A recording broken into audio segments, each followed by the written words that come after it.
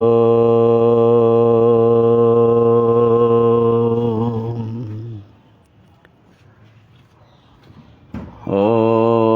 भद्रं नो पिवातय मनः।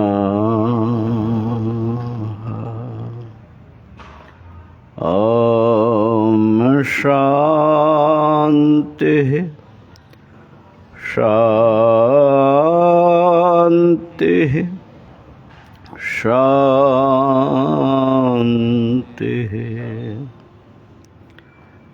शङ्करं शङ्कराचार्यं केशवं बादरायणं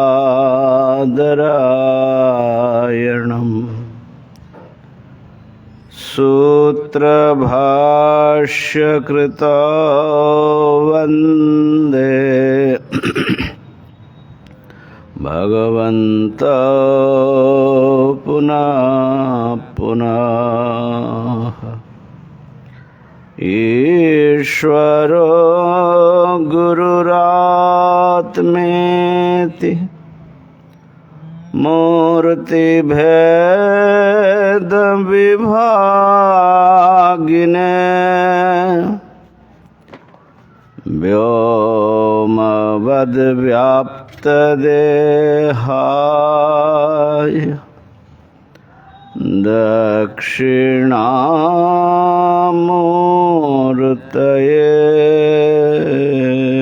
नमः। ॐ शान्तिः शान्तिः शान्तिः।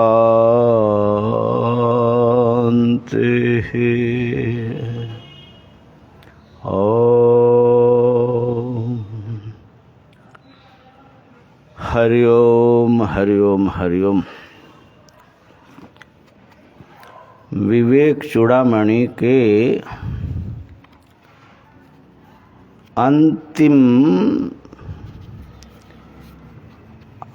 अंश पर हम लोग पहुँचे हैं। जीवन मुक्त पुरुष का प्रकरण।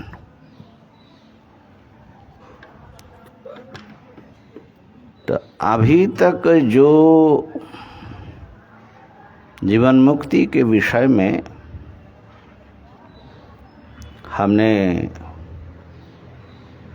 श्रवण किया है, उससे जीवन मुक्त महापुरुष का कैसा चित्र हमारे मन में अंकित होता है। प्रभु जी संक्षेप में बताइए, अभी तक जो पढ़ा उससे कैसा लग रहा है जीवन मुक्त व्यक्ति को?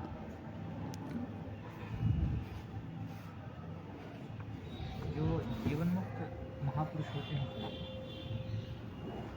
जैसे गीता का ही जो सारभूत है यहाँ पर भाष्यकार भगवान ने और कुछ विशेष शब्दों से उसको प्रतिपादित किया। गीता का तो हमें पता ही है जीवन मुक्त कैसे होते हैं, और भाष्यकार भगवान ने यहाँ पर कुछ विशेष जीवन मुक्त के लक्षण को यहाँ पर स्पष्ट किया है। जीवन मुक्त का स्थिति सभी कर्मों के प्रति और मन, बुद्धि और अहंकार के प्रति उदासीन भाव रहता है, क्योंकि इसमें उनका अध्यास नहीं होता है। अध्यास तभी निवृत्त हो गया है जब ब्रह्मात्मय की बोध हुआ। जब यह ब्रह्मात्मय की बोध हो जाता है तो अध्यास का निवृत्ति हो जाती है। जब अध्यास का निवृत्ति हो जाता है तो उदासीन भाव उनको आ जाता है। उदासीन भाव का अर्थ यह है कि वो क्रिया नहीं करेंगे, ऐसा नहीं है। वो कर्म करते हुए भी उस में अध्यास नहीं रहेगा कि ये मैं कर रहा हूँ, ये मैं भोग रहा हूँ, ये भाव उनका नहीं रहेगा। और अपने एक दृष्टांत दिया था आचार्य भगवान का। उनकी स्थिति ऐसी होती है जो अपने ऊपर प्रेम करे, जो अपने ऊपर द्वेष करे, उनके प्रति भी रंच मात्र भर भी उनके मन में ये नहीं रहता है कि ये इसको मैं आशीर्वाद दूँ अथवा दूसरे शब्द में कहने आशीर्वाद दूँ अथवा इसको मैं श्राप दूँ। जो हित करे वो भी ठीक है, जो मुझसे अहित करे वो भी ठीक है। यहाँ ये सिद्ध करता है कि वो तटस्थ हुए, उस ब्रह्म में जो तटस्थ भाव है उनमें आ गया। ठीक, मैंने संक्षेप में बताने के लिए व्याख्यान करने की जरूरत नहीं है। आप अल्पतम शब्द में और कुछ जोड़ना चाहते हैं इसमें जीवन मुक्त पुरुष का?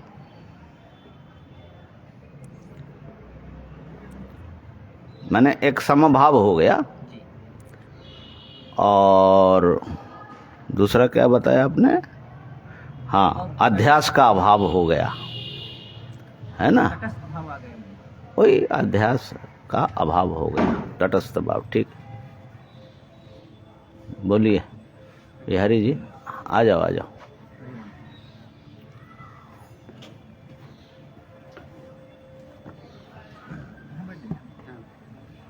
इसको थोड़ा लगा दो। मोटा मोटी बात तो आएगी स्वामी जी। हाँ, कि प्रपंचा भाव हो गया उनके लिए, ये तो आभास मात्र उनके जीवन में हो गया। और जो पूज्यमान सज्जन हैं उनके प्रति या जो दुर्जनों से पीड़ित सबके प्रति उनकी एक संभाव की दृष्टि हो गई। और सबको आत्म स्वरूप में देखने के कारण अब किसी के प्रति उनके मन में ऐसा अलग जो पृथक का भाव, क्योंकि द्वितीयाद वही भयम भवति, या जो द्वितीय वस्तु है, कहाँ आया था एक बार भाष्यकार की पंक्ति है कि जो दुष्ट होता है और पृथक होता है, माने जो पृथक होता है, दुष्ट होता है, उसी से द्वेष भाव हमारे अंदर आता है, ऐसा कुछ तो जो वस्तु दुष्ट हो और हमसे पृथक हो, उस वस्तु के प्रति द्वेष की भावना आती है। तो महापुरुषों के अंदर ये जो जीवन मुक्त महापुरुष का हम लोग जो विचार कर रहे हैं आचार्य की दृष्टि से, तो उनके अंदर कोई एक पृथक है ये संसार की जो भी जीव जंतु वस्तुएं हैं, उस सबको आत्म स्वरूप में देखने के कारण किसी के प्रति उनका माने एक बैर की भावना या फिर ऐसे राग इत्यादि की भावना भी ये कुछ ना होकर सबके प्रति एक प्रेम का भाव, एक अपनेपन का माने एक स्वस्वरूप का भाव ही, क्योंकि सब उनके एक हो गए, कोई पृथक वस्तु रही नहीं। जय सर। उनको एक अद्वैत का बोध हमेशा विद्यमान रहता है और आनंद का अभाव कभी नहीं होता, लबालब आनंद से भरा है और दुख का कभी भी उसमें लेस नहीं होता। उन्होंने जागृत स्वप्न सुषुप्ति में हमेशा ही उनमें आनंद का बोध रहता है और जो भी कुछ कर्म करे ना करे ये परम स्वतंत्र है, कुछ भी कर सकता है, नहीं भी कर सकता, और कुछ भी करेंगे तो उसका जो फल होगा उसका उसमें कोई लेस नहीं होगा। सिर्फ प्रारब्धवश उनका शरीर का जो क्रियाकर्म वो चलता रहेगा, बाकी उन्होंने कुछ करना है तो उसका जो फल होगा वो कर्म का कुछ भी उनमें लेस नहीं, परम स्वतंत्र, आनंद तो एकदम भरा हुआ है। ब्रह्ममयानंद जी, बहुत मजा। जीवन मुक्त पुरुष का संक्षेप में आपको क्या समझ में आ रहा है? कैसा है वो व्यक्ति? जीवन मुक्त महापुरुष जो उनकी सर्वत्र समदर्शिनी, गीता में भगवान श्री कृष्ण ने बोला सर्वत्र समदर्शन उनकी है, तो समस्त वस्तु के अंदर ही मैं हूँ और मेरे के अंदर ही सब कुछ है, इसलिए सारे राग द्वेष आदि वर्जित उनका चरित्र है। और सबको ही प्रेम से अपना खुश। जीवन मुक्त जो पुरुष होता है वो हमेशा ही सुख दुख में एक समान रहता है। जैसे अगर कोई दुष्ट मनुष्य उसको पीड़ा देगा, आपने भी कहा था जो किसी महात्मा जी के बारे में बताया था, तो उनको किसी ने मारा था तो फिर उन्होंने पूछा किस पे मारा, तो कह रहे हैं कि आप पे ही मारा। तो मतलब एक समान देखेंगे, वो सुख में भी एक समान रहेंगे, दुख में भी। मतलब जैसे हम मनुष्य होते हैं, अगर कोई दुख आ जाता है तो हम ना, ये बात हो गई, इस व्याख्यान करने के आगे और बताओ। सुख दुख समान, आगे मतलब समान दृष्टि से देखेंगे। समदृष्टि हो गई। और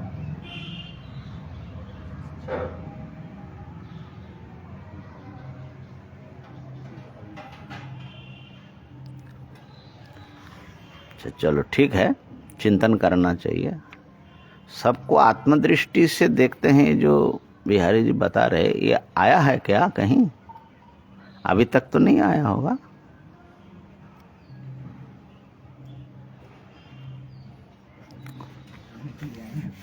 प्रायः क्या होता है, जो हमारे मन में रहता है वही हम बोलते हैं। जो जो जो संस्कार इतना प्रबल होता है, कोई गलत बताए ऐसी बात नहीं है, लेकिन कुछ यहाँ की बात, कुछ अपनी बात सब चला देते हैं।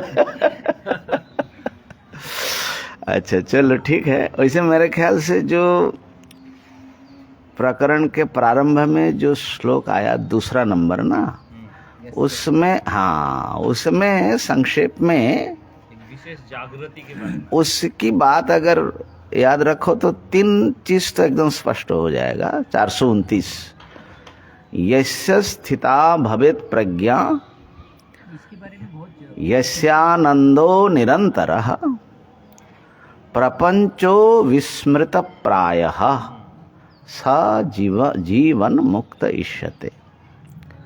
उनकी प्रज्ञा स्थित हो गई है, माने मैं ब्रह्म हूँ, ये जो प्रज्ञा है इसमें कोई भी परिवर्तन उनका नहीं होता। आनंद उनका निरंतर बना रहता है।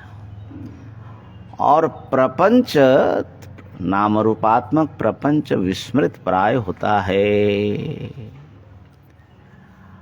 मेरे ख्याल से इन्हीं का थोड़ा विस्तार और सब बाकी श्लोकों में किया है। सर्वत्र जो समदर्शिता है, सुख दुख मान अपमान प्राप्ति में उनकी निर्विकारता है, और काम क्रोधादि का अत्यंत अभाव उनमें हो जाता है। ब्रह्मानंद रस में आसक्त रहने से उनको बाह्य विषयों की कोई कामना होती ही नहीं है। बाहर की उपभोग्य वस्तु उनके सामने भी उपस्थित किया जाए तो जैसे समुद्र में नदियां कहाँ प्रवेश करके खो जाती हैं, ऐसे ही वो उपभोग्य वस्तु उनके भीतर कोई प्रतिक्रिया नहीं जागृत करते। ये सब चीजें जो हैं माने मुक्त हो जाते हैं। असल में जीवन मुक्त हैं कर्म बंधनों से, कर्म जनित जो यहाँ तक कि प्रारब्ध का भी जो सुख दुख फलाना आदि, इन सब के भी प्रभाव हमारे ऊपर जितना पड़ता है उनके ऊपर नहीं पड़ता। लेकिन प्रारब्ध अपना भोग देता है। ये बात यहाँ तक आई, ठीक है ना। अब देखो 454 प्रारब्धं बलवत्तरं खलु विदां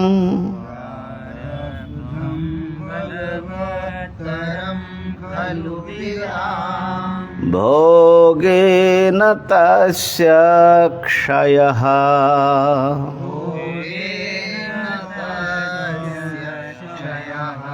सम्यक् ज्ञानहुताशनेन विलयः।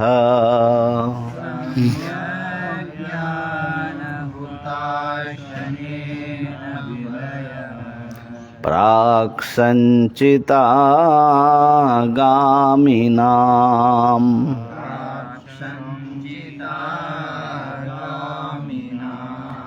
ब्रह्मात्मैक्यमवेक्ष्य तन्मयतया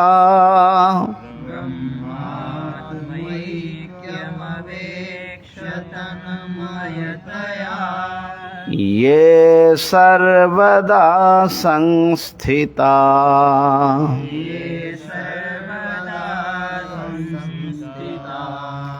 तेषां तत्रितयं नहि क्वचिदपि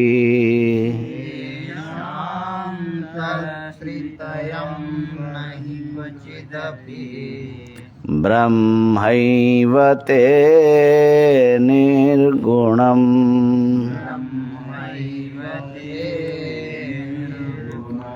ये नहीं है ना, ही ये ह्रस्व इकार हैं, लेकिन आगे संयोग है क्वा, इसलिए इसका गुरु उच्चारण होगा।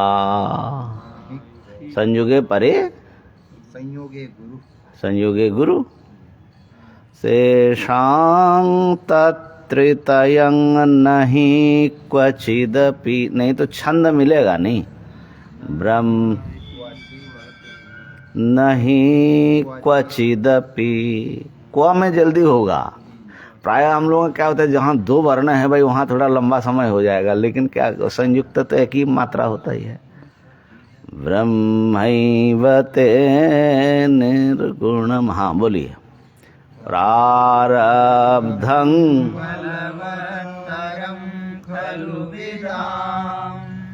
भोगेन तस्य क्षयः सम्यक् ज्ञानहुताशनेन विलयः प्राक् संचितागामिनाम्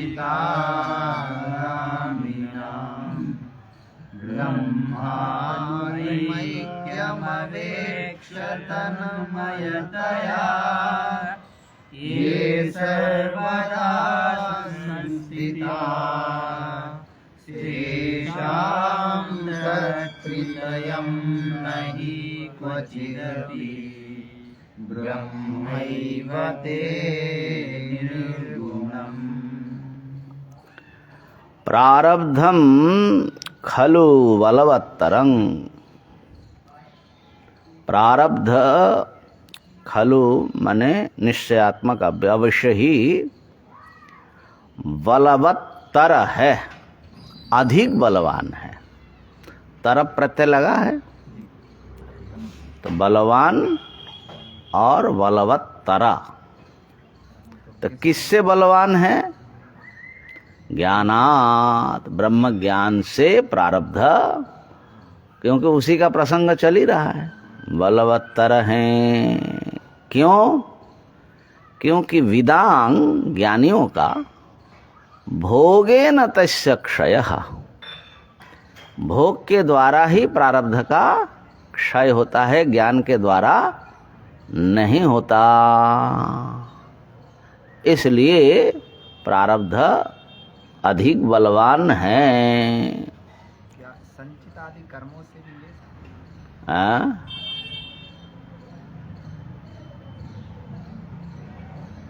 ठीक है, संचित आदि कर्म से बलवान तो है ही, लेकिन जो ज्ञान संचित आगामी को भस्म कर देता है, वो ज्ञान होते हुए भी प्रारब्ध अपना भोग करा रहा है। इसका मतलब है कि कुछ भारी पड़ा कि नहीं पड़ा। ईमानदारी की बात है भाई। इसलिए अगले पंक्ति में वही कह रहे हैं ना, सम्यक ज्ञान हुताशनेन। हुताशन मतलब क्या है जय सर? हुताशन शब्द का अर्थ जानते हो? नहीं जानते हो? हाँ, हुताशन बांग्ला में कितना प्रयोग होता है हुताशन। क्यों उसका नाम हुताशन है? करके जलता है। बुद्धि तो लगा देता है। अच्छा, अनड़ियों के बीच में ज्ञानी बनना जो है आसान है ना। हुत माने जो आहुति डाला गया, आसना माने खाने वाला, हुतासना हो गया।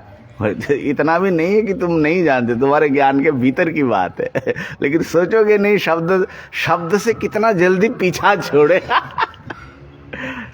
तो जब यो सम्यक ज्ञान हुताशनेन, ये जो ब्रह्म ज्ञान है, मैं ब्रह्म हूं, ये तो महाराज हुताशन है, जो डालो सब भस्म कर देता है।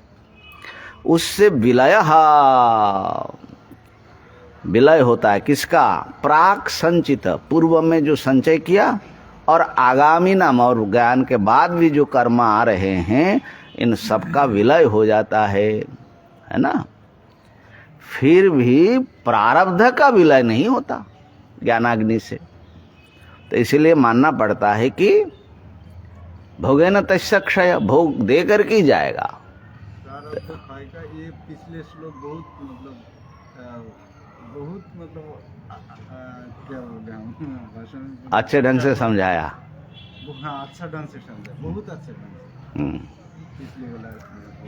ठीक है, अब जो है बता रहे हैं, यहाँ तक तो ठीक है, लेकिन कह रहे हैं कि कुछ ज्ञानियों के लिए ये तीनों नहीं है, प्रारब्ध भी नहीं है और आगामी और संचित ये भी नहीं है। किसके लिए? ब्रह्मात्मक्यम अवेक्ष्य, ब्रह्मात्मक्य साक्षात्कार करके तन्मयतया, तन्मय हो करके, जे सर्वदा संस्थिता, जो हमेशा मैं ब्रह्म हूँ इसी में डूबा रहता है, स्थित हो गए, तेषांग, उन लोगों के लिए, उन ज्ञानी महापुरुषों के लिए, तत्त्रितयं नहीं क्वचिदपि, कभी भी ये तीनों कर्म उनके लिए नहीं हैं, क्योंकि ब्रह्मैवते निर्गुणम, वे लोग स्वयं निर्गुण ब्रह्म स्वरूप है। निर्गुण ब्रह्म का क्या प्रारब्ध होगा, क्या माने कर्म क्या होगा? प्रारब्ध रूप का शरीर तो उनका रहेगा। शरीर का प्रारब्ध है, शरीर के साथ आपने को जोड़ता ही नहीं है, निर्गुण है।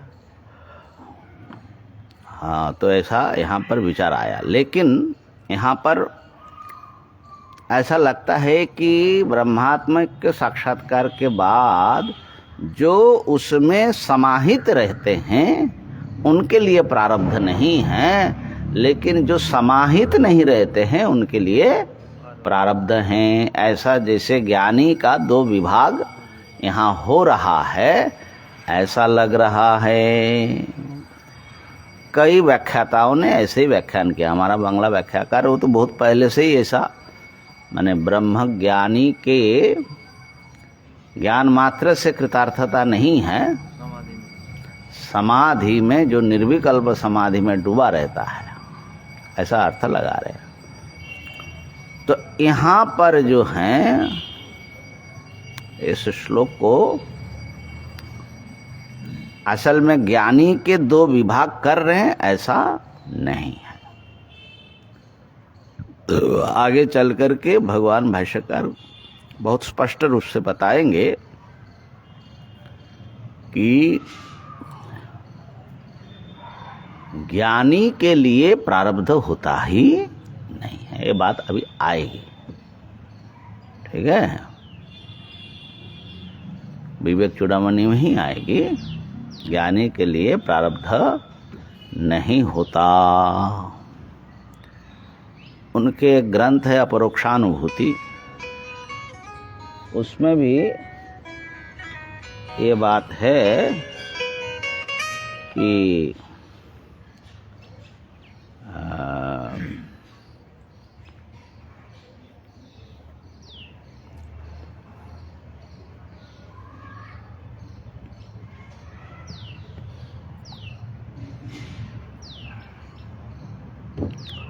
अज्ञानी जनबोधार्थम प्रारब्धम वक्ति वही श्रुति ही, यहाँ पर ही होगा शायद, पता नहीं, अभी भूल गया, हो सकता है आगे यही श्लोक मिले।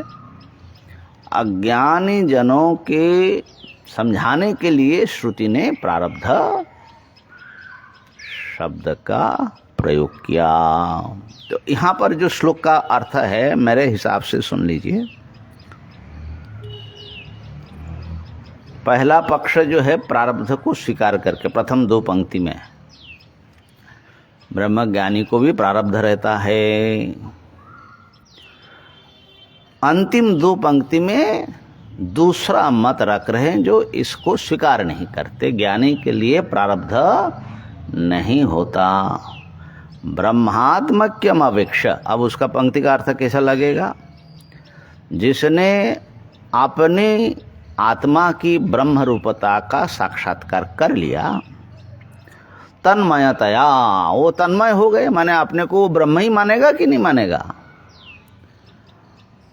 ये सर्वदा संस्थिता, क्या उनको कभी ये भ्रम होगा कि मैं ब्रह्म नहीं हूं? तब तो ज्ञानी नहीं है। पहले बताया कि प्रज्ञा स्थित हो जाती है।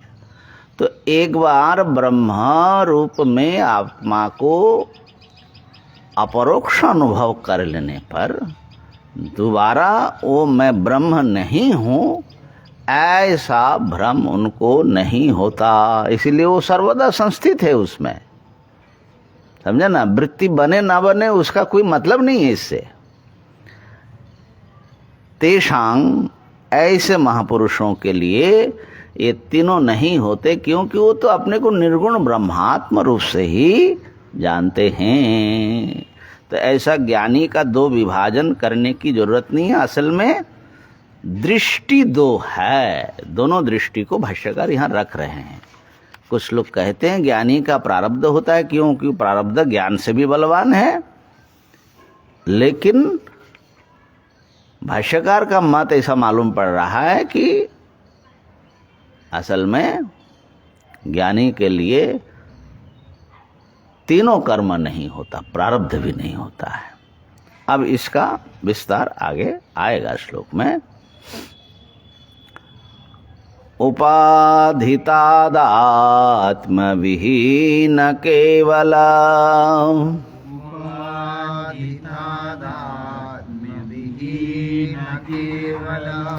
ब्रह्मात्मनैवात्मनि तिष्ठतो मुनेः,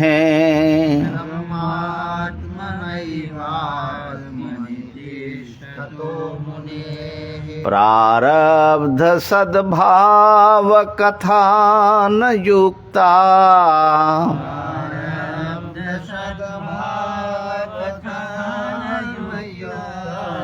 स्वप्नार्थ संबंध कथेव जाग्रतः,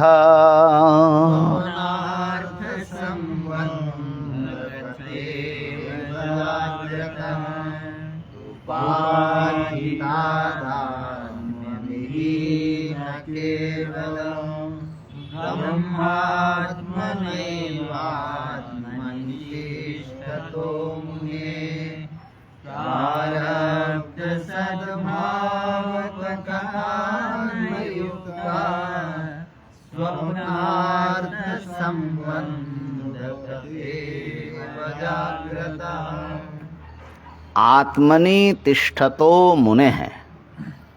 आत्मा में स्थित जो मुनि है, मननशील महापुरुष है। आत्मा में कैसे स्थित है? हम सब लोग स्थित है? बोले नहीं, उपाधि तादात्म विहीन, उपाधियों से तादात्म्य न करते हुए केवल ब्रह्मात्म रूप से ही जो आत्मा में स्थित हैं। ऐसे जो मुनि हैं उनके लिए प्रारब्ध सद्भाव कथा, प्रारब्ध है ऐसी कथा न युक्ता। एक बार ज्ञान होने से तो श्लोक सुन लो, न युक्ता है, थोड़ा बाकी है। स्वप्नार्थ संबंध कथेव जाग्रतः, जैसे कोई जग गया व्यक्ति, स्वप्न में उसके साथ बहुत कुछ घटित हो रहा था, स्वप्न के अर्थों का संबंध जगे हुए व्यक्ति के साथ कहना जैसे युक्त नहीं है, ऐसे ही जगे हुए जो ब्रह्मज्ञानी मुनि हैं उनके लिए प्रारब्ध है ऐसा कहना युक्त नहीं है। हाँ, अब बताओ क्या बताने जा रहे हैं? पहले जो बताया गया है संसार पूरा छाया जैसा हो जाता है, विस्मृति जैसा, तो फिर यहाँ पे बता रहा तादात्म्य कैसे होंगे? एक बार ब्रह्म ज्ञान हो गया, हाँ ना, ठीक है, उनका तो किसी भी वस्तु के साथ तादात्म्य, दूसरा वस्तु है ही नहीं उनके लिए, हाँ तो ठीक है, तो फिर तो ठीक तो है। तादात्म्य के बाद कहाँ से?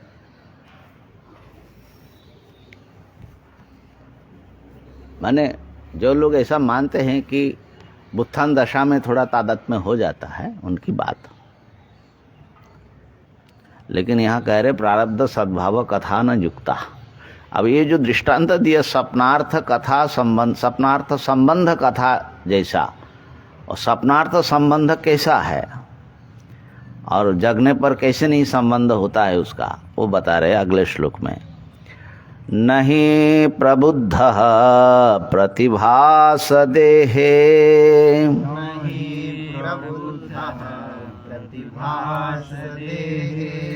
देहोपयोगिन्यपि च प्रपंचे,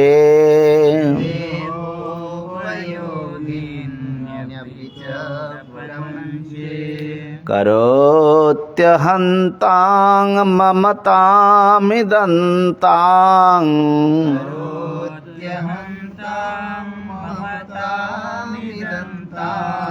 किन्तु स्वयं तिष्ठति जागरेण।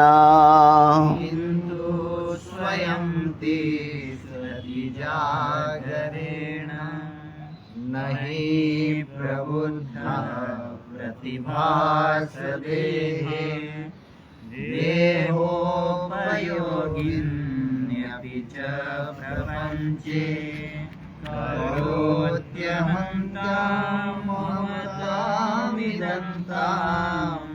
किन्तु स्वयं तिष्ठति जागरेण। कितना सुंदर श्लोक है और भाव भी कितना उत्कृष्ट है। नहीं प्रबुद्ध, प्रबुद्ध माने जो जग गया, निद्रा से जगा, उसको बोलते प्रबुद्ध। प्रतिभास देहे अहंतां करोति, स्वप्न में जो उसको एक प्रातिभासिक सात्विक शरीर जो उसको मिला था, जिसमें वो उस समय अहम अहम कर रहा था, जगने के बाद कोई भी प्रबुद्ध व्यक्ति उस शरीर में अहंता करता है, और अहंता करते हुए अरे मैं तो कहाँ चला गया, नष्ट हो गया, रोता है क्या? वो मैं खत्म हो गया इसके उसके लिए रोता है? तो प्रबुद्ध व्यक्ति जैसे प्रतिभासित देह में, माने स्वप्न देह में अहंता नहीं करता, और देहोपयोगिनी अपि च प्रपंचे, देह के उस स्वप्न देह के उपयोगी जो प्रपंच था, उसका घर था, परिवार था, जो कुछ था, उसमें वहां पर ममता बुद्धि होती थी, और उनसे भिन्न जो दूसरे सब प्रपंच थे उसमें इदंता बुद्धि होती थी। हाँ, ये है ना। तो जगने के बाद उस देहोपयोगी प्रपंच में क्या वो ममता करता है? अन्य में क्या वो इदंता करता है? नहीं करता। तो क्या करता है वो? किंतु स्वयं जागरेण तिष्ठति, वो जगा हुआ रहता है, उससे उसका कोई संबंध नहीं रहता है। इसी प्रकार प्रबुद्ध शब्द का एक अर्थ होता है अज्ञान निद्रा से जो जग गया ज्ञानी, प्रकृष्ट बुद्ध। तो प्रबुद्ध जो इस अज्ञान निद्रा से, अज्ञान के द्वारा अज्ञान निद्रा के द्वारा दिखाया हुआ द्वैत प्रपंच के भ्रांति से जो जग गया, वो जो है उस समय उसको जो शरीर आदि का प्रतिभास, जिसमें वो अहंता करता था, ममता करता था, इदंता करता था, क्या वो अभी भी वैसा करेगा? नहीं करता है। स्वयं तिष्ठति जागरेण। अच्छा, इससे पहले भी एक श्लोक आ गया है जिसमें कहते हैं कि अहंता ममता इदंता वो नहीं करते, है ना। ये देखो किसमें आया है, अहंता ममता। वर्तमानेऽपि देहेऽस्मिन् छाया वदनुवर्तिनी हाँ अहंता ममता भावो जीवन मुक्तस्य लक्षणम। हाँ, 32 नंबर। न तो शरीर के लिए खाली हुआ अहंता। हाँ, ये 439वां जो है वो क्या है, देहेन्द्रिये स्वहम भाव इदम भावस्तदन्य के यस्नो भवतः क्वापि स जीवन मुक्त इष्यते। असल पूर्व में देहेन्द्रियादो कर्तव्य ममाहम भाव वर्जित 437वें श्लोक में। तो यह माने अहंता ममता इदंता का अभाव जीवन मुक्त को होता है, ये पहले बता दिया। उसी को स्वप्न दृष्टांत से समर्थन किया। तो इसलिए उस व्यक्ति के लिए प्रारब्ध सद्भाव कथा माने स्वप्न की किसी चीज का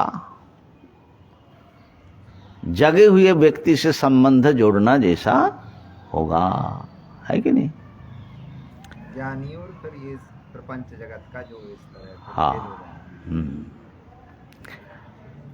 न तस्य मिथ्यार्थ समर्थनेच्छा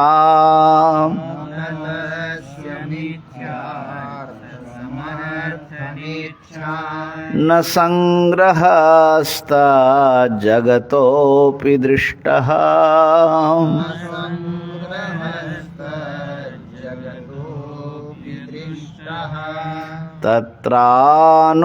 तत्रानुवृत्तिर्यदि चैन मृषार्थे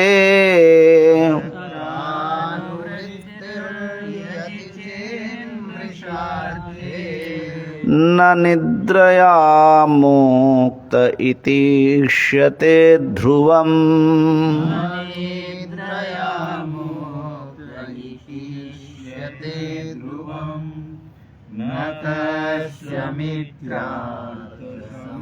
समर्थनेच्छा न संग्रहस्त जगतोऽपि दृष्टः तत्रानुवृत्तिर्यदि चेन्मृषार्थे न निद्रया मुक्त इतीष्यते ध्रुवम्। तस्य माने जो प्रबुद्धस्य मिथ्यार्थ समर्थनेच्छा, स्वप्न के किसी मिथ्या पदार्थ का माने प्रपंच पूरा ही मिथ्या है, उसका समर्थन करना माने वो सत्य है ऐसा आग्रह जैसे स्वप्न में रखता था, ऐसा जगने वाला कभी ऐसा समर्थन करता है कि वो सत्य है। न समर्थन की इच्छा उसको हो सकती है। इच्छा क्यों बताया? क्योंकि प्रारब्ध की बात आ रही है। इस देह है ज्ञानी का, इसके समर्थन के लिए, समर्थन की इच्छा से प्रारब्ध की बात आ रही है। जो देह है ज्ञानी का ऐसा समर्थन करना चाहता है वही प्रारब्ध की कथा सुनाएंगे। तो क्या ज्ञानी स्वयं देह है मेरा ऐसा समर्थन करने की इच्छा करेगा? अगर करेगा तो उसका मतलब है कि उस सपने के किसी पदार्थ को समर्थन करने की इच्छा कर रहा है। ऐसा तो कोई करता नहीं है। न संग्रहस्त जगतोपि दृष्टः, नहीं उस सापनिक जगत के किसी वस्तुओं का, कुछ वस्तुओं का संग्रह वो करता है, रख लेता है। अरे भाई इतना धन वन सब वहां देखा, कुछ रह जाए भाई अपने काम आएगा। तो लेकिन होता नहीं है। जगतोपि दृष्टः तत्रानुवृत्तिर यदि चेत, जगने पर भी यदि मिथ्या अर्थ के समर्थन की इच्छा, संग्रह की प्रयत्न, संग्रह का अगर उसमें दिखाई पड़ती है तो क्या समझना, मृषार्थे, मृषा मिथ्या अर्थ के समर्थन इच्छा या संग्रह के प्रयत्न अगर उसको दिखाई पड़ता है जगने पर भी, तो समझना न निद्रया मुक्तः, वो अभी नींद उसकी टूटी नहीं है, माने अभी भी सोया हुआ है। इति इष्यते ध्रुवम, भैया ये निश्चित मानना पड़ेगा वो अभी नींद से जगा। अभी जितने प्रारब्ध आरब्ध की समर्थन की बात सुनोगे वो हम लोगों के द्वारा ही होगा। जो अभी जगे नहीं है, नींद टूटा नहीं है।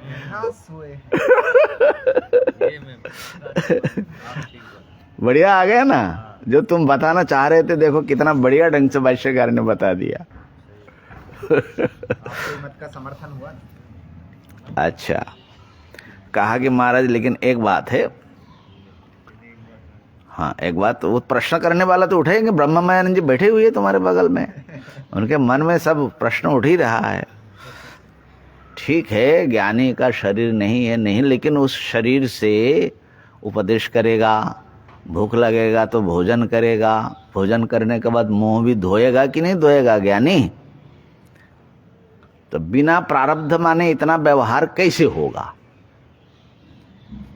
वो प्रश्न उठा रहे हैं, सुनो। यहाँ ये इच्छा जो ले आए हैं भाष्यकर भगवान, तो ये इच्छा सत्य बोलकर ले आए हैं कि मिथ्या रूप में ले आए हैं? समर्थन की इच्छा फिर भी इच्छा माने जगे हुए व्यक्ति उस मिथ्या पदार्थ के समर्थन की इच्छा करेगा कि नहीं, कि जगत सत्य है, उस जगत में ऐसा ऐसा सब ठीक ठाक है, बढ़िया है या खराब है, जो भी है। फिर भी अब जो उसका सृष्टि कर रहा है स्वप्न पदार्थ का, तो जगह नहीं। हाँ हाँ इच्छा है, क्योंकि इच्छा है इसलिए जगह नहीं। हाँ अगर प्रारब्ध को ले आएंगे थोड़ा बहुत भी अंदर, तो हाँ। वो जगह नहीं। हाँ, प्रारब्ध का अगर आप समर्थक है तो आप जो अभी भी सो रहे हैं। भाष्यकर भगवान ने लिया, इच्छा को ले आए। हाँ जी, हाँ जी। इच्छा से पूरा सृष्टि करना चाहते हैं भाष्यकर भगवान। परंतु इच्छा को सत्य बोल करके ले आए हैं कि मिथ्या बोल करके ले आए हैं? अब माने जगे हुए व्यक्ति मिथ्या इच्छा करेगा क्या? आपका कहना क्या है? मेरा ये कहना है कि जो इच्छा कर रहा है, इच्छा केवल जब ज्ञान हो गया, ये तो मानते हैं कि ज्ञान हो गया तो प्रारब्ध ये नहीं करेगा, परंतु यहाँ पर ये जो पीछे प्रारब्ध दो आए हैं, प्रारब्ध बलवतरम खलु, इसमें जो आपने कहा कि दो का है, दो व्याख्यान कर रहे, तो कुछ लोग तो एक व्याख्यान तो हो गया जो प्रारब्ध मानते, अब दूसरा व्याख्यान सुन लो पूरा। अभी घबरा क्यों रहे हैं? नींद जो है टूटी नहीं ना। अभी पूरा सुन लीजिए दूसरा व्याख्यान, दूसरा पक्ष पूरा सुनने के बाद मैं समझता हूँ कि यहाँ पर जो है इसको लेकर के बहुत जगह बहुत सारी बातें हैं, लेकिन इतना सुंदर ढंग से सारी बातें यहाँ रख दिया, मानने वाले की भी बात रख दिया, न मानने वाले की भी बात रख दिया, और जो प्रमाण युक्ति हो सकते दोनों के पक्ष में दिया है। अब उस पर फिर बाद में पूरा हो जाएगा तो फिर हम लोग अपना मत प्रस्तुत करेंगे। क्या होगा यही, घबराओ नहीं, घबराओ नहीं। हमारा यही मानना है। जागने के लिए जाग जाए इसलिए। तद्वत् परे ब्रह्मणि वर्तमानः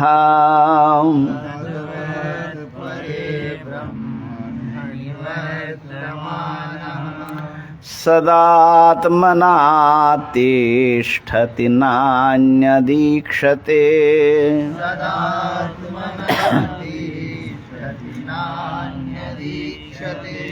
स्मृतिर्यथा स्वप्न विलोकितार्थे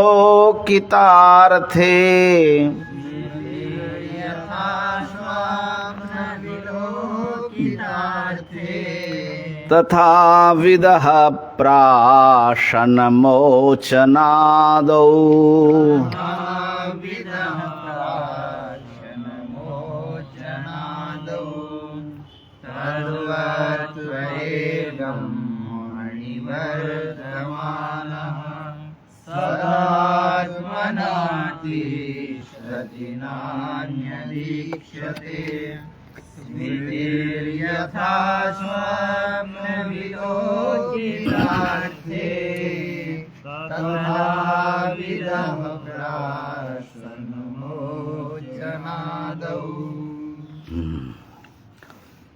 तद्वत, तद्वत माने स्वप्न से जगे हुए प्रबुद्ध व्यक्ति जैसा।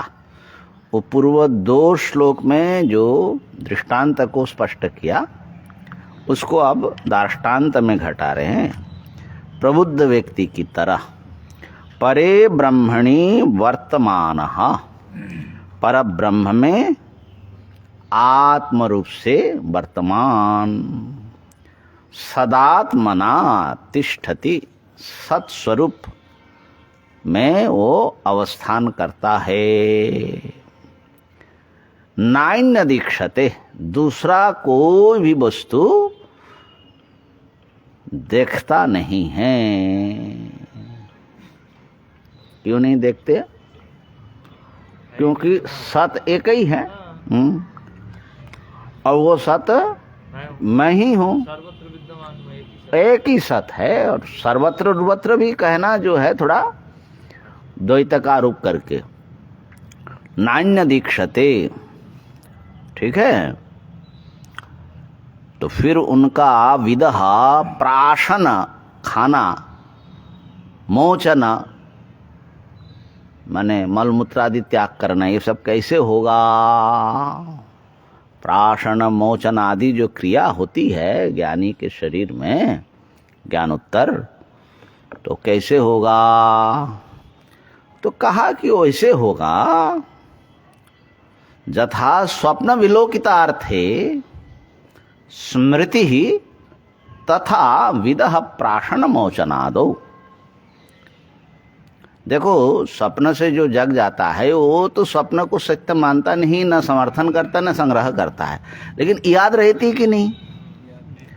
अब बोल बोल करके मजा भी लेते हैं कि भाई कल मैंने ऐसा सपना देखा था, ये ऐसा ऐसा ऐसा। अभी बड़े नेताओं को सपने आ रहे हैं। मुख्यमंत्री की कुर्सी पर बैठा हुआ। तो स्मृति यथा, जैसे बाधित वस्तु का स्मृति होने में कोई दिक्कत नहीं है, ठीक है। ऐसे ही स्वप्न विलोकितार्थ की जैसी स्मृति होती है, ऐसे ही ये बाधित द्वैत प्रपंच का ज्ञान दशा में जो अनुभव किया गया उसके एक स्मरणाभास जैसे स्थिति से वो प्राशन मोचन आदि व्यवहार करता है। वो उसको सत्य मानने की कोई आवश्यकता नहीं आती, उसके साथ वो अपना कोई संबंध नहीं जोड़ता।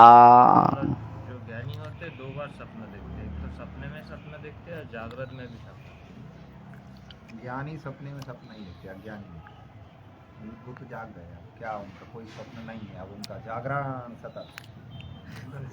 तो फिर उसको सपना बोलेंगे। अच्छा, इस श्लोक का जरा अनुवाद पढ़िए ठीक से, थोड़ा पदार्थ बैठ जाए आप लोगों के दिमाग में। इसी प्रकार सदा ब्रह्म भाव में रहने वाला पुरुष ब्रह्म रूप से ही स्थित रहता है। वह ब्रह्म के सिवा और कुछ नहीं देखता। जैसे स्वप्न में देखे हुए पदार्थों की याद आया करती है, वैसे ही विद्वान की भोजन करना और छोड़ना आदि क्रियाएं स्वभाववश अपने आप हुआ करती हैं। अच्छा, थोड़ा आपने से लिख दिया पर स्पष्ट करने के लिए। यहाँ जो है मैंने थोड़ा सा मूल में जो नहीं है वो बात लिख दिया ना, स्वभाववश इत्यादि शब्द ले आया। और स्मृति का क्या हुआ? क्या बताया? यथा जैसे स्वप्न में देखे हुए पदार्थों की याद आया करती है, हाँ, ऐसे ही वैसे ही विद्वान की भोजन करना और छोड़ना आदि क्रियाएं स्वभाववश अपने आप हुआ करती हैं। हाँ, ऐसा। तो यहाँ पर अच्छा, तुम्हारे वहाँ क्या लिखा? कुछ अलग लिखा बाबा? कभी कभी चिन्मयानंद जी कुछ अलग लिखते इस हैं। प्रकार ब्रह्म भाव से प्रतिष्ठित ब्रह्मवेत्ता सदैव आत्मा अब्लिक ब्रह्म रूप में ही स्थित रहते हैं और इतर कुछ भी नहीं देखता। जिस प्रकार जागृत व्यक्ति को सपनों के वस्तु के स्मृति रहती है, उसी प्रकार आत्मवेत्ता को अपने भोजन आदि एवं उत्सृजन आदि क्रियाओं को उतने ही याद रखती है। अच्छा, ऐसा क्या? हाँ, स्मृति माने उसमें ऐसा है, ज्ञान होने से पूर्व मैं भोजन करता था,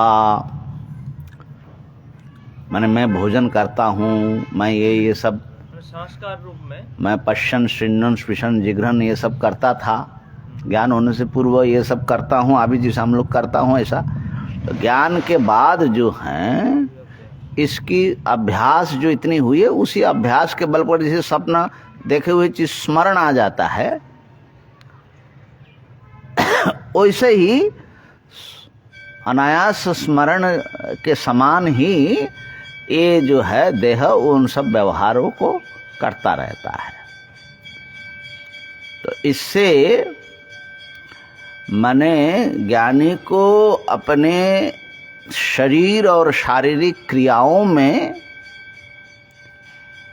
जो असंगता है वो स्मरण जैसा है, माने वो वर्तमान में मैं कर रहा हूं ऐसा नहीं, अभी मैं ये सब देख रहा हूं ऐसा तो नहीं होता, स्वप्न में देखा था। इसी प्रकार का एक वर्तमान देह और दैहिक क्रियाओं में भी उनकी जो है इतनी असंगता कि ये सब मेरे असल में नहीं है, किसी सापनिक चीज का स्मरण मात्र है। बात समझ में आ रही है? जैसे भ्रम में हमने रस्सी में सांप देखा, भ्रम टूटने के बाद हम क्या कहते कि भाई सांप देखा था, उसकी स्मृति है।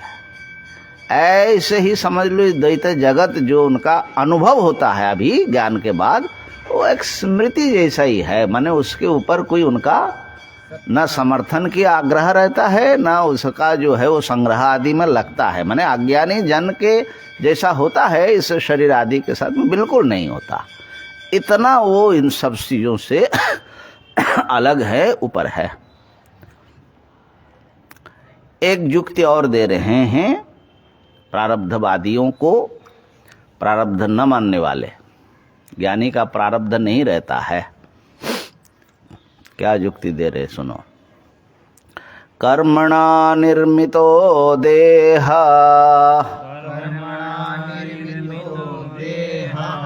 प्रारब्धं तस्य कल्प्यताम्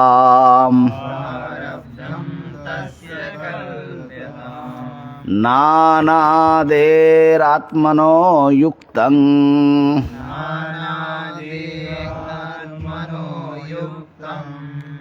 नैवात्मा कर्म निर्मितः।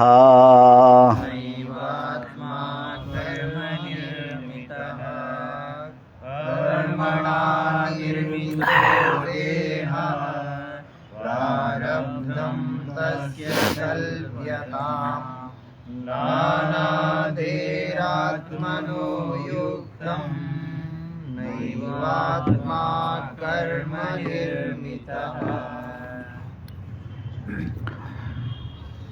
कर्मणा निर्मितो देह, कर्मणा कर्म के द्वारा इस शरीर का निर्माण हुआ। जैसा कहा गया प्रारब्ध इस शरीर को बनाया, तो तस्य प्रारब्ध कल्प्यताम्, उसी का प्रारब्ध क्यों नहीं मानते हो? शरीर का प्रारब्ध है। हाँ, प्रारब्ध जो है, जिस शरीर को बनाया प्रारब्ध ने, उसी शरीर का ही प्रारब्ध होता है, ऐसा मान लो। आत्मा की प्रारब्ध है आत्मा का, ऐसा तो नहीं मान सकते। मान सकते? क्यों नहीं मान सकते? करने वाला तो शरीर नहीं है, करने वाला तो आत्मा है। आत्मा थोड़ी करता आत्मा को कुछ नहीं करता। जीव ही करता है ना। है। जीव का तो जीव का तो कहा कि आत्मा को नहीं मान सकते। क्यों? अनादेः आत्मनो प्रारब्धम न युक्तम। आत्मा जो है कोई निर्मित पदार्थ, आत्मा अनादिकाल से है। तो जो अनादिकाल से है उसका निर्माण प्रारब्ध नहीं कर सकता। तो इसलिए अनादि आत्मा का प्रारब्ध है, ये कहना गलत होगा। नैव आत्मा कर्म निर्मित है, क्योंकि आत्मा कोई कर्म निर्मित वस्तु नहीं है। तो जो कर्म ने जिसको बनाया उसका प्रारब्ध है, ऐसा बताओ। ये भी ठीक है, ये झंझट खत्म हो जाता है। शरीर का प्रारब्ध है भाई, और जब तक प्रारब्ध है शरीर को भोग देता रहे। शरीर प्रारब्ध शरीर को बनाया, शरीर को ही प्रारब्ध खत्म करेगा। प्रारब्ध शरीर को बनाया, आत्मा को नहीं बनाया ना, अतः प्रारब्ध शरीर को खत्म कर दे। हाँ, प्रारब्ध नष्ट जब खत्म हो जाएगा शरीर भी नष्ट हो जाएगा। इस बात को श्रुति भी कहती है कि देखो, आत्मा जो है नित्य है, अजय है, उसका जन्म आदि होता ही नहीं, तो उसको प्रारब्ध कहाँ से लाओगे, है ना। तो इसमें समस्या की आगे आएगी फिर। भोक्ता, कर्ता भोक्ता तो शरीर नहीं है ना, उसमें एक समस्या आएगी। उस पर अभी विचार करेंगे, आगे देखते हैं। अभी युक्ति समझ ले। अजो नित्य इति ब्रूते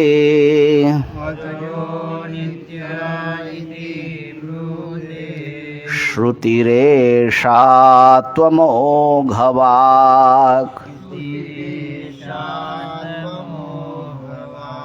तदात्मना तिष्ठतोऽस्य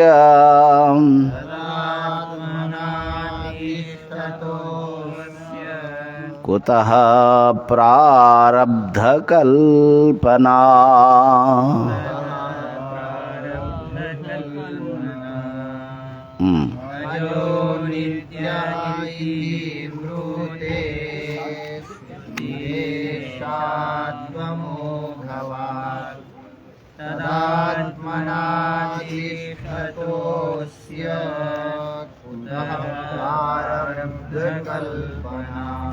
यहाँ पे नित्य के बाद शाश्वत है। हाँ? अजो नित्य शाश्वत इति ब्रूते। आगे शब्द कैसा बनेगा? शब्द कैसे बनेगा महाराज? छंद तो बन नहीं रहा, पढ़ो पूरा क्या लिखा है। अजो नित्य शाश्वत इति ब्रूते श्रुति रोमो।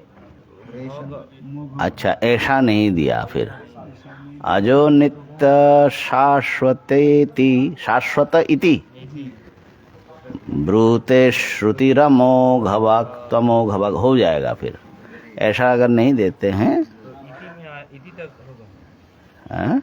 नहीं नहीं, माने जो है तुम्हारा पाठ वो भी ठीक ही है। अजो नित्य शाश्वतोऽयं पुराणो, माने शाश्वत तक लेना चाहते हैं, ठीक है। क्योंकि एक ज़्यादा बढ़ जाएगा। नहीं, ऐसा पद नहीं है ना उसमें। शेषम नहीं है, शाश्वत तीन है, शाश्वत। अजो नित्य शाश्वत इति ब्रूते श्रुतिरमोघवाक्, ठीक है ना। तो श्रुति कहती हैं अजह, अज माने आत्मा का कोई जन्म नहीं होता, नित्य और वो नष्ट भी नहीं होता, शाश्वत उसका परिवर्तन भी नहीं होता। इति ब्रूते श्रुति ही। और श्रुति क्या है? अमोघ वाक्, जिनका कहना कभी व्यर्थ निष्फल मिथ्या होता ही नहीं, उसको बोलते अमोघ, अव्यर्थ बात कहने वाली। ये श्रुति कह रही है। तो आत्मा का जब जन्म ही नहीं हुआ, आत्मा का जब नाश ही नहीं है, तो प्रारब्ध क्या करता है? किसी का जन्म देता है और किसी के उसका खत्म होने के बाद वो मर जाता है। तो आत्मा में ये कैसे घटेगा बताओ? तो तदात्मना तिष्ठतः, जो अपने को अज नित्य शाश्वत समझ रहा है, उसको बोले कि मेरा प्रारब्ध है, ऐसा वो कह सकता है? समझ सकते हैं क्या?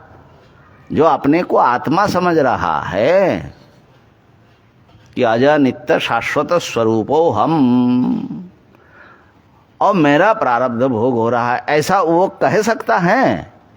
समझ सकता है क्या? तो कुतः प्रारब्ध कल्पना? उस स्थिति में किसके लिए तुम प्रारब्ध की बात कर रहे हो, वो जरा ख्याल करो। हम लोग करते क्या है, हम जहां बैठे हुए हैं ना वहां से सोचने लगते हैं। सब चीज ज्ञानी को भी अज्ञानी तो उनके लिए कहां से प्रारब्ध की कल्पना आएगी? अच्छा, एक बात और देखिए, प्रारब्धं सिद्ध्यति तदा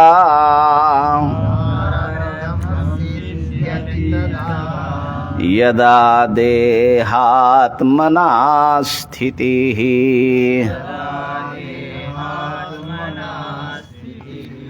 देहात्म भावो नैविष्टः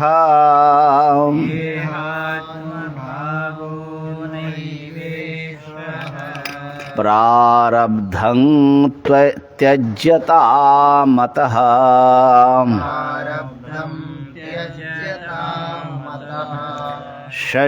शरीरस्यापि प्रारब्धं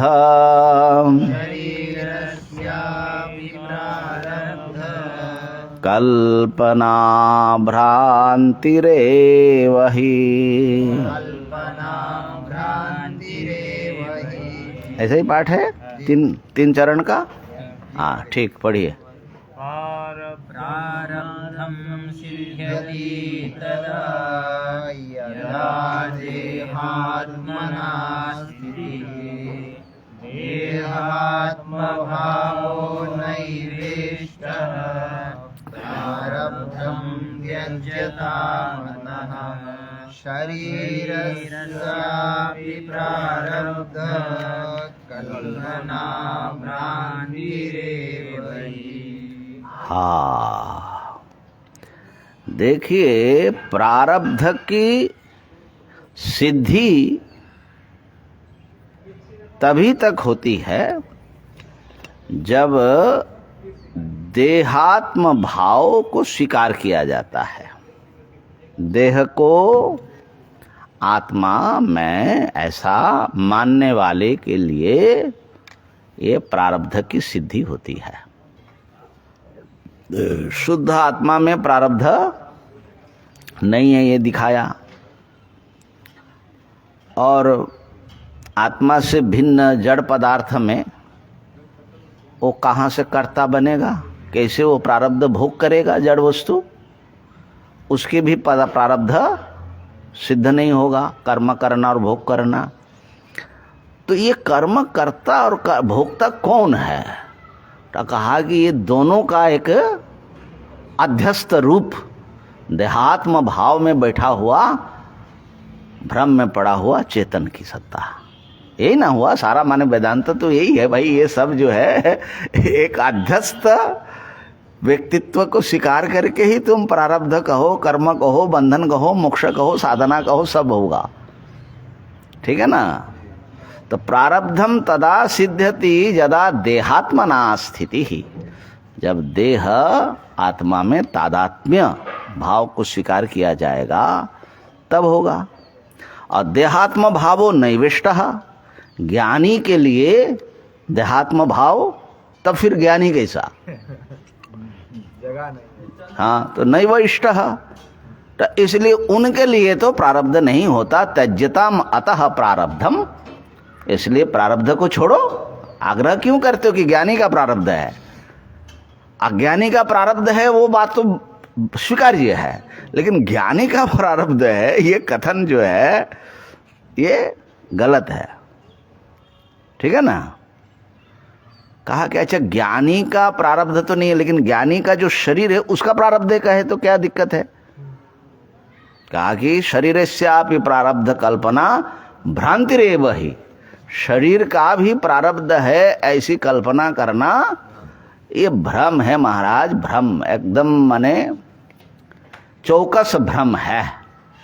क्या खरा भ्रम, खरा भ्रम माने खरा सोना बोलते हैं ना, ऐसे ही शरीर का प्रारब्ध है ये भी खरा भ्रम है। स्वप्न में आपने शरीर देखा, अब उस शरीर के लिए प्रारब्ध की कल्पना कर रहे हो। अब जब शरीर ही नहीं है वो तो उसका प्रारब्ध की क्या बात करना है। प्रारब्ध अगर शरीर का धर्म है, धर्मी होगा तब ना प्रारब्ध होगा। आपने देखा कि भयंकर सांप है सामने, पता लगा सांप ही मिथ्या है, रस्सी पड़ी है, तो बोले ठीक है सांप तो मिथ्या है लेकिन उसका जहर मान लो रस्सी में ऐसी बात हो गई कि नहीं। तो इसलिए शरीर का भी प्रारब्ध है, ये तो भ्रम है, क्योंकि शरीर ही जब भ्रम कल्पित है, भ्रम है, तो प्रारब्ध को कैसे आप सत्य मान सकते हैं। मेवा द्वितीय रूप से जो स्थित हो गए। हाँ जी, क्या है ये सब? हाँ आ रहा है, बात आ रही है। अध्यस्तस्य कुतः सत्वम्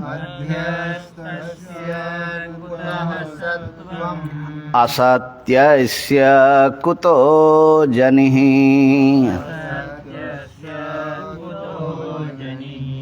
अजातस्य कुतो नाशः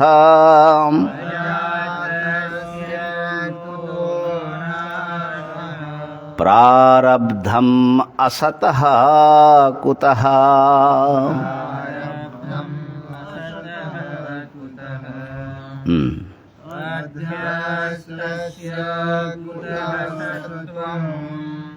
असत्वस्य कुतो जनिः अजातस्य कुतो नाशः प्रारब्धमशतः कुतः। हाँ, कितना बढ़िया युक्ति दे रहे हैं। कहा कि शरीर जो है अध्यस्त पदार्थ है मानते हो कि सत्य पदार्थ मानते हो। ज्ञानी की दृष्टि में बात हो रही है। अध्यस्त एक आत्मा को छोड़कर बाकी सब कुछ, तो शरीर अध्यस्त पदार्थ है। इसका मतलब क्या हुआ, रस्सी में सर्प के समान कल्पित पदार्थ है ये शरीर। तो अध्यस्तस्य कुतः सत्वम, जो अध्यस्त पदार्थ है उसकी तो सत्ता होती नहीं है, तीन काल में नहीं है। ठीक है। असत्यस्य कुतो जनिः, और जिसके तीन काल में सत्ता नहीं है उसका जन्म लेना संभव है क्या।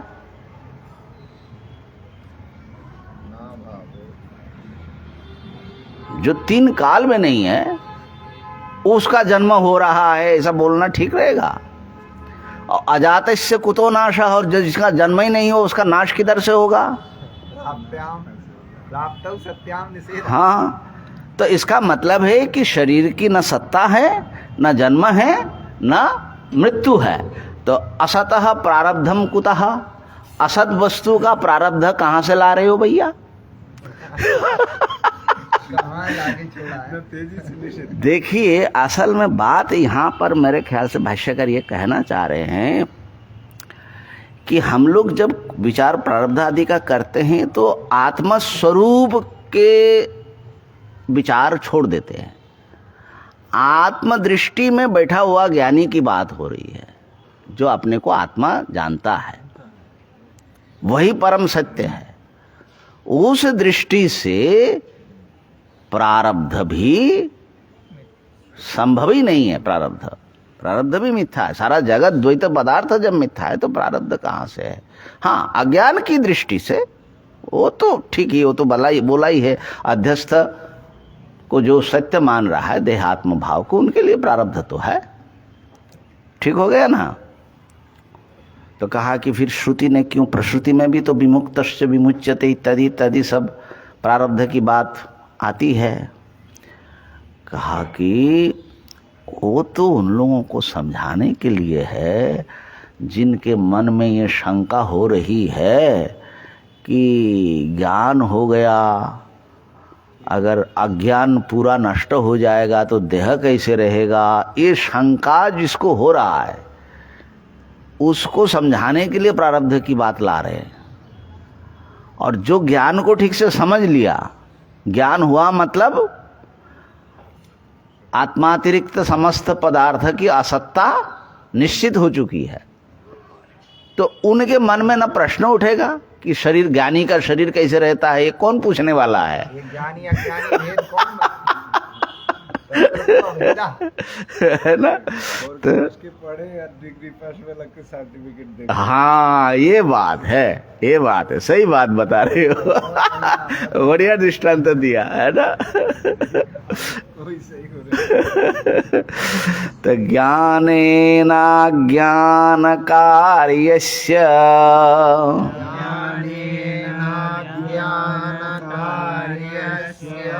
समूलस्य लयो यदि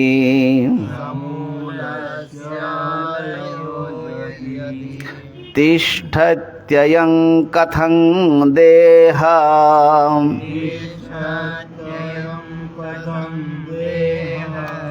इति शंकावतो जडान् समाधातुं बाह्यदृष्ट्या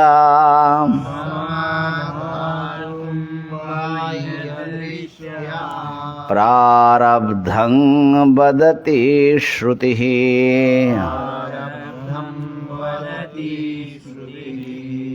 इतना ही है कि और भी पंक्ति है? हाँ ठीक, पढ़िए।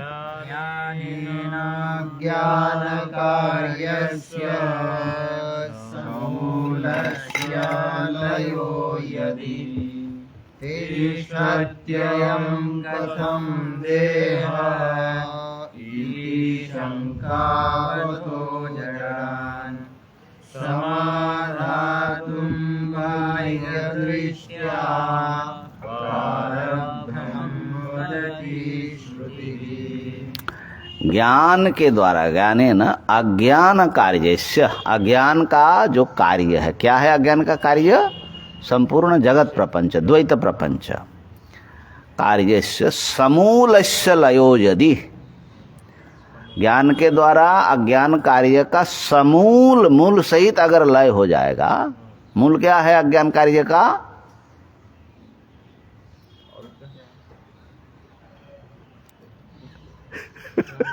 अज्ञान कार्य का मूल क्या है? अज्ञान है। अच्छा देखो, मैंने प्रश्न करने के तेवर से ना कोई अच्छा भाई बता रहे अज्ञान का कार्य है, उसका समूल लय होगा तो क्या लय होगा? तो अज्ञान सहित जब उसका कार्य का भी लय हो गया, माने एक होता है कि मूल रह गया, ऊपर से आपने काट दिया तो फिर निकलेगा, लेकिन यहाँ कैसा हुआ? ज्ञान से मूल अज्ञान नष्ट हो गया और अज्ञान नष्ट करते हुए सारा जगत नष्ट कर दिया, द्वैत प्रपंच। फिर जो है सब यदि लय हो गया तो ये बताओ ज्ञानी का ये शरीर कैसे रह गया? तिष्ठति अयं देह कथं, किस प्रकार से देह रहेगा? ये तो अज्ञान का ही कार्य है, अज्ञान नष्ट हो गया तो देह कैसे रह गया? इसका उत्तर दीजिए। इति शंकावतो, ऐसा शंका करने वाले जड़ान, मूर्खों का हम लोगों को जो है जड़ बुद्धि कह रहे हैं। देखो, इति शंकावतो जड़ान। अब भाई कुछ तरफ, अब सबके बुद्धि जो है सत्य को ग्रस्त नहीं कर सकता, तो उसके लिए भी कुछ रास्ता बनाना चाहिए। समाधातुम, उनका समाधान करने के लिए बाह्य दृष्टिया, बाह्य माने बाहरी अज्ञान दृष्टि से, द्वैत दृष्टि से श्रुति ही प्रारब्धं वदति, श्रुति प्रारब्ध की बात करती है ना। ज्ञान दृष्टि से और ज्ञानी की दृष्टि से प्रारब्ध नहीं है। अब इस पर चिंतन कर लीजिए, कल फिर इसका जो है कौन किसका कहाँ तक पहुंचे हैं वो पता लगेगा। हैं? एक ही बचा है इस प्रकरण का, एक ही बचा है। हाँ नहीं, अब इसके बाद जो है ना, इस प्रकरण का तो एक बचा है, उसके बाद प्रारब्ध नहीं है, उसको बहुत जबरदस्त ढंग से बताएंगे। अब कल करेंगे। चलो, ओम